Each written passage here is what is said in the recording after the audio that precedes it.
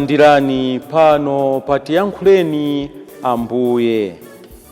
Ndipo lero ndi la Mulungu pa 12 Meyi, tsiku limene tikukumbukira kukwera kwa Ambuye Yesu kumwamba. Tipemphere. Atate amphamvu zonse, mudalandira mwana wanu kumwamba ndi kumkhazikitsa ku dzanja lanu lamanja, kutsimikiza kuti iye ndiyedi Mbuye ndi mfumu ya zolengedwa zonse. Tikupemphani kuti muzaze mitima yathu ndi chimwemwe pomuyamikira, chifukwa mwakupambana kwake tili ndi chikhulupiriro chakuti ifenso anthu ake tidzalandira ulemerero umene mudampasa iye mu ufumu wanu. Ulemu ukhale kwa Atate ndi kwa Mwana ndi kwa Mzimu Woyera, monga panali poyamba ndi tsopano ndi masiku onse ndi pa nthawi zosatha. Amen. Mawu athu oyamba lero achokera m'buku la Ntchito za Atumwi, mutu oyamba ndime yoyamba mpakana 11. Amene akutiwerengera mawu oyamba ndi Asimenye Mulenga, kuchokera ku Our Lady of Hope Chipaso Parish mu Archdiocese ya Lilongwe. Ndipo mawu achiwiri akuchokera mu kalata ya Paulo Woyera kwa Efeso, mutu wa 4 ndime yoyamba mpakana 13. Amene akutiwerengera mawu achiwiri ndi Sister Agnes Chikufenji, a Carmelite Missionaries, kuchokera ku Our Lady of Hope Chipaso Parish mu Archdiocese ya Lilongwe. Uthenga wathu ukuchokera mu uthenga wa Mariko mutu wa 16 ndime ya 15 mpakana 20. Amene akutiwerengera mawu amthenga wabwino komanso kutigawira mawu ndi Reverend Father Emmanuel Chikaya, a Carmelite Missionaries, kuchokera ku Carmel Prayer House Kasungu mu Archdiocese ya Lilongwe. Mawu oyamba.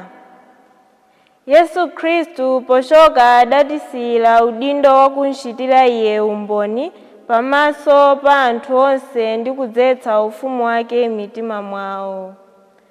Mawu a m'buku la Ntchito za Atumwi. A Teofilo, m'buku langa loyamba lija ndidakulemberani za zonse zimene Yesu adayamba kuchita ndi kuphunzitsa, kufikira tsiku limene adatengedwa kupita kumwamba.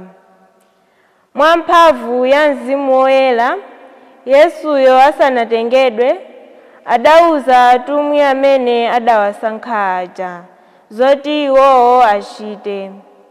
Iye ataphedwa adazionetsa wamoyo kwa iwo mwa njira zambiri zotsimikizika. Adawaonekera nalankhula nawo za ufumu wa Mulungu masiku 40. Atasonkhana pamodzi, Yesu adawalamula kuti musachoke ku Yerusalemu, koma dikirani chimene Atate adalonjeza, monga ndidakuwuzani. Pakuti Yohane adabatiza ndi madzi, koma pasanapite masiku ambiri mudzabatizidwanso ndi Mzimu Woyera. Tsono atumwi aja atasonkhana adafunsa Yesu kuti, Ambuye, kodi nthawi ino mubwezeranso Israeli ufumu wake? Iye adati, si ntchito yanu kuti mudziwe nthawi kapena nyengo zimene Atate adaziyika mwa mphamvu yawo, koma mudzalandira mphamvu Mzimu Woyera akadzabwera pa inu. Ndipo mudzandichitira umboni ku Yerusalemu, ku Yudeya ndi ku Samariya konse, mpaka kumalekezero a dziko lapansi. Atanena zimenezi, Yesu adatengedwa kupita kumwamba. iwo ali kupenya, ndipo mtambo udamulandira kumchotsa pamaso pawo. Pamene atumwi aja anali kuyang'anitsitsabe kumwamba iye ali kupita, mwadzidzidzi anthu awiri ovala zoyera adayimirira pambali pawo. Anthuwo adawafunsa kuti, inu anthu a ku Galileya, mukuyimiranji ndi kuyang'ana kumwamba? Yesu uyu amene watengedwa kuchokera kwa inu kupita kumwamba, adzabweranso monga momwe mwamuoneramo ali kupita kumwambako. Mawu a Ambuye. Tithokoze Mulungu. Mawu achiwiri. Polandira Yesu Khristu kumwamba, Mulungu adatsimikiza kuti iye ndiyedi Ambuye, ndiye mfumu ya zolengedwa zonse, ndiyenso mutu olamula mpingo wonse. Mawu a nkalata ya Paulo woyera kwa Efeso. Abale, n'chifukwa chake ine, omangidwa ndende chifukwa chotumikira Ambuye, ndikukupemphani kuti, chifukwa Mulungu adakuyitanani, muziyenda moyenerana ndi kuyitanidwako. Muzikhala odzichepetsa, ofatsa, ndi opirira nthawi zonse. Muzilezerana mtima mwachikondi, ndipo muziyesetsa kusunga umodzi wa Mzimu Woyera, pakulunzana mu mtendere. Pali thupi limodzi, ndiponso Mzimu Woyera mmodzi, monganso pali chiyembekezo chimodzi, chimene Mulungu adakuyitanirani. Pali Mbuye mmodzi, chikhulupiriro chimodzi, ubatizo umodzi. Pali Mulungu mmodzi amene ali Atate a anthu onse. Iye ali pamwamba pa onse, amagwira ntchito kudzera mwa onse, ndipo ali mwa onse. Komabe aliyense wa ife adalandira mphatso yake yaulere, molingana ndi mmene Khristu amaperekera mphatso zake. Paja mawu a Mulungu akuti, pamene adakwera kumwamba, adatenga chigulu cha ndende, ndipo adagawira anthu mphatso. Tsono mawu akuti adakwera, tanthauzo lake nchiyani? Ndiye kuti poyamba adatsikira pansi penipeni pa dziko. Iye amene adatsika ndiye mweyo amene adakwera, nabzola kumwamba konse, kuti zinthu zonse zikhale zodzaza ndi Iye. Iyeyu ndi amene adapereka mphatso kwa anthu. Mphatso zake zinali zakuti, ena akhale atumwi, ena aneneri, ena alaliki, ena abusa ndi aphunzitsi. Ntchito yawo inali yakuti akonzeretu anthu a Mulungu kuti akagwire ntchito yotumikira ndi kulimbitsa mpingo umene uli thupi la Khristu. Motero potsiriza, tonse tidzafika ku umodzi umene umapezeka pakukhulupirira, ndiponso pakudziwa Mwana wa Mulungu. Pamenepo tidzakhwima ndithu ndi kufika pa msinkhu wathunthu wa Khristu. Mawu a Ambuye. Tithokoze Mulungu. Ambuye akhale nanu, akhalenso ndi mzimu wanu. Mawu a Uthenga Wabwino monga adalembera Marko woyera. Ulemu kwa inu Ambuye.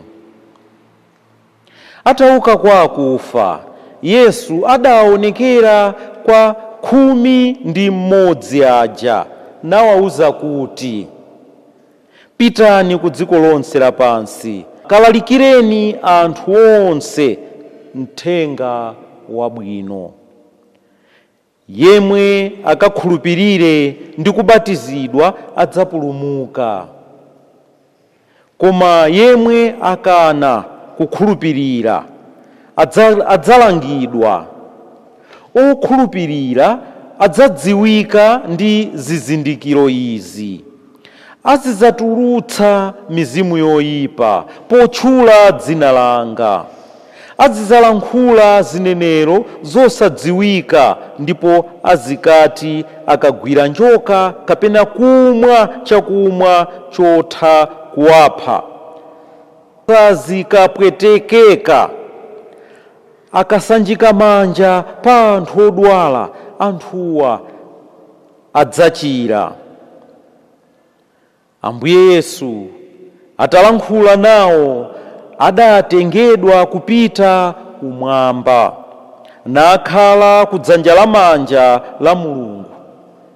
Koma ophunzira aja adanka nalalika ponseponse. Ambuye ankagwira nawo ntchito pamodzi, ndipo anali kutsimikiza mawu awo pakuwachititsa zozizwitsa. Uthenga wa Ambuye. Ulemu kwa inu Ambuye Yesu Khristu. Yesu adatengedwa kupita kumwamba. Izitu ndi zimene tikunyadirira lero, ndi zimene tikusangalalira lero, kuti Ambuye Yesu ali kumwamba. Ndipo tikhoza kumafunsana kuti kumwamba ndi kuti? Kumwamba ndi pena paliponse pamene pali Mulungu, pamene pakupezeka Mulungu, pamenepo ndi kumwamba. Kodi ifeyo moyo wathu tili kumwamba, kapena tayamba kusangalala, kudya ndi kumachita zimene anthu ali kumwamba amayenera kumachita? Ndi funsotu lapamwamba lovuta, koma aliyense ayenera kuliyankha payekha. Kodi ineyo ndili kumwamba? Ineyo ndili ndi Ambuye Yesu? Ineyo ndili kudzanja lamanja la Atate kumene kuli Ambuye Yesu? Funso limeneli ndiloti wina aliyense adziyankhire payekha. Mawu athu amene tamva oyamba kuchokera m'buku la Ntchito za Atumwi atithandiza ife kudziwa mmene Chikhristu chinafalikira, mmene amayesesera Khristu oyambaja kuti Chikhristu chipite posepose. Ena amagwiritsa ntchito luso lawo lolemba, ndipo lero tikuona Luka amene analemba buku la Ntchito za Atumwi akulembera munthu wina amene akuti Teofilo, bwenzi la Mulungu, wofunisisa kumvesesa zimene Ambuye Yesu adachita, ofunisisa kumvesesa zimene Ambuye Yesu amaphunzitsa, ndipo akumulembera buku kuti payekha adziwe mmene Chikhristu chidayambira, mmene Chikhristu chimapitira. Ndipo akuti ophunzira oyambirira aja adali mboni za zimene Ambuye Yesu adachita chifukwa cha Mzimu Woyera umene udawasikira iwo, ndipo adapita posepose pa dziko lapansi kukapanga zimenezo, kukalalikira, kukhala mboni za zimene Ambuye Yesu amachita, kuyambira ku Galileya ndi ukafika dziko lonse lapansi adachita zimenezo.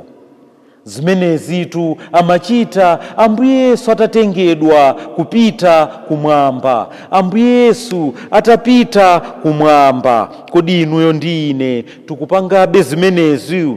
Yesu uja amene watengedwa kuchokera kwa inu kupita kumwamba adzabweranso monga momwe mwamuoneramo ali kupita kumwamba. kodi ifeyo tili ku galileya wathu ndi otani? Tangokhazikika pamenepo kapena tayamba kusuntha ndi kumapita kukalalika posepose? Izitu ndi zimene Ambuye Yesu akutituma pamene akupita kumwamba. Kodi tanthauzo la kukwera ndi chani? Izitu tikuziva mu kalata ya poyera kwa Aefeso. Akuti tsono mawu akuti kukwera kapena adakwera akutanthauza chani? Tanthauzo lake ndi chani? Ati ndiye kuti poyamba adatsikira pansi pano, adatsika ndi kubwera pa dziko lino lapasi. Iye amene adatsika ndi yemwe amene adakwera nabyola kumwamba konse kuti zinthu zonse zikhale zozaza ndi iye. Iye ndiye amene adapereka mphaso kwa anthu. Mphaso zake zinali zakuti ena akhale atumwi, ena aneneri, ena alaliki, ena abusa ndi aphunzitsi.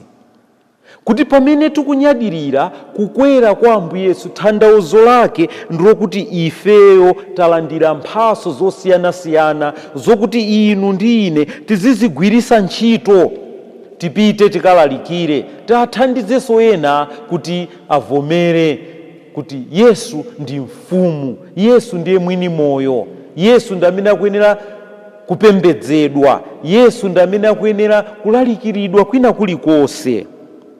Tanthauzo la kukwera zikutanthauza kuti iye adatsika kuchokera kwa Mulungu ndipo adabwereranso kwa Mulungu yemweyo. Kuti Yesu amene tikumunyadilira wabwerera kumalo ake enieni kumene iye adachokera. Adali Mulungu ndipo wabwerera ku ulemerero wa umulungu kumene iye ayenera kumakhala. Kukwera kumwamba siku limeneli lauti Ambuye Yesu adakwera kumwamba ndi sikuso limene likuonesa kuti Ambuye Yesu amaliza zimene Mulungu Atate adatuma. He has finished his earthly mission. Kukwera, siku la kukwera tikuona Ambuye Yesu amene wagonjesa, amene wapambana, amene wamaliza zimene Mulungu Atate adamutuma. He has successfully completed his mission. Ntchito imene Mulungu adamupasa kuti achite waimaliza. Kuti ntchito yake inali yotani? Yokuti atipulumutse ife. Ndipo wamaliza ntchito imeneyi pa dziko lino lapasi, ndipo akubwerera kwa Atate, akukakhala ku dzanja la Mulungu la Atate. Apapa Francis amatiuza kuti kukwera kwa Ambuye Yesu kupita kumwamba kumatanthauza kuti anamaliza ntchito imene Mulungu Atate adamupasa kuti ayigwire pakati pathu. Kodi ifeso siku limeneli la kukwera kwa Ambuye Yesu ndi zimene tikuona kuti Ambuye Yesu wamaliza, wapambana, wagonjesa, wamalizisa zonse zimene Mulungu Atate adamutuma kuti azachita. Ndipo chifukwa chakuti wakwera kumwamba siku limeneli tikuonanso kuti ndi limene mpingo ukupasidwa ntchito yokuti uzigwira, ntchito yolalikira. Nchifukwa pamene Ambuye Yesu akukwera kupita kumwamba akutisiyira ntchito, akusiyira ntchito imeneyi yolalikira mthenga wabwino ku dziko lonse lapasi, kuzolengedwa zonse ku mpingo wake. Kodi inuyo ndi ine ndife anthu amene nthawi zonse tikugwira ntchito imeneyi yolalikira, kulalikira ndi mawu athu, kulalikira ndi makhalidwe athu, kulalikira ndi zochita zathu, kulalikira ndi zintchito zathu. Komanso ndi siku limene tikupemphedwa kukhala mboni za Ambuye Yesu, mpingonso kukhala mboni ya Ambuye Yesu kuti ufikire ku dziko lonse lapasi, tifikire ku dziko lonse lapasi, tifikire munthu wina aliyense adziwe za Ambuye Yesu pa dziko lino lapasi. N'chifukwa chake tikuona kuti pambuyo pakukwera kwa Ambuye Yesu kupita kumwamba, apostoli aja akukhala achimwemwe, apasidwa mphamvu, apasidwa malongolomera, akukhala ma missionaries, akupita ponseponse kukalalikira. Kodi inunso ndi inu ndi ine pa tsiku la lero tikukhalanso anthu achimwemwe amene tikupita kukalalikira ku dziko lonse lapansi? Kukwera kwa Ambuye Yesu kupita kumwamba kukutipanga ife akhristu kuti tikhale ndi moyo wathunthu, moyo okonda Mulungu, moyo okondanso anzathu, moyo ofunira ena zabwino, moyo othandiza, moyo obweretsa nzeru za umulungu pa dziko lino lapansi, moyo okhala mu plani ya Mulungu. Kukwera kwa Ambuye Yesu kukutipanga ife kukhala ophunzira Ambuye Yesu amene ali ndi conviction, osangoyima pa conviction pokha, koma tionenso our conduct, zochita zathu. Sitikungokhulupirira nkuyima pompo ti ndife okhulupirira, koma tiyambenso kuona zochita zathu kuti kodi zikugwirizana ndi chikhulupiriro chimene ife tili nacho. Tisangokhala okhulupirira nkuyimira pompo ayi, koma okhulupirira ndi omachita zimene timakhulupirirazo mmoyo wathu wa tsiku ndi tsiku. Tiyeni tipitirize kukonda mpingo wathu umene wapasidwa ntchito imeneyi, kuuthandiza mpingo wathu umene wapasidwa ntchito yolalikira yofika ku dziko lonse lapansi, komanso kuti ife tikhale mboni za zimenezi, ife tikhale olalikira uthenga umenewu kuti Ambuye Yesu wabwerera kumene iye adachokera. Ambuye Yesu ndiye Mulungu amene akutituma kuti tibwerese mtendere, tibwerese chimwemwe, tibwerese kukondana, tibwerese chiyanjano pa dziko lonse lapansi. Munali ndi ine msabatayi Bambo Emmanuel Chikaya, m'dzina la Atate ndi la Mwana ndi la Mzimu Woyera. Amen.